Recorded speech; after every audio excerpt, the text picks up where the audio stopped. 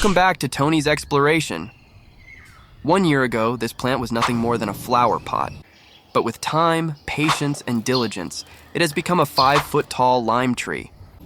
It is now home to different caterpillars and cocoons, which butterflies love to dance around and lay eggs in. Watch as I share with you how to plant lime from seed. To do that, we have to go back to day 1. First, you'll need a healthy, ripe lime like this one. Slices open the lime and extract the seeds. Now, fill a small container with damp potting soil or seed starting mix.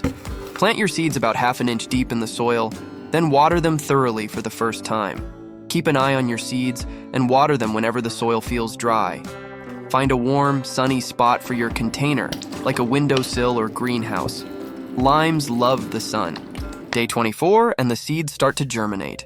Isn't nature amazing? After a few weeks, the true leaves start to emerge. Once your seedlings are big enough, it is time to transplant them into larger containers or directly into the ground. Here I'm using a 15-gallon pot. If you have 20 gallons, that would be even better. The white substrate you saw here is perlite, which helps promote good drainage and aerate the soil. Place the young lime tree in a sunny location with at least 6 hours of direct sunlight per day. Fertilize the tree with a balanced fertilizer once a month during the growing season to promote healthy growth. Day 100. I know, it doesn't look very promising. It's just a few inches tall. Trust me, this plant will be in steroid mode once the roots are established.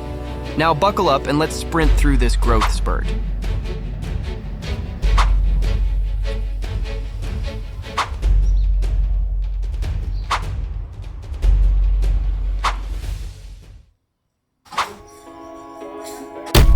Day 400 is growing very healthy around 5 feet tall.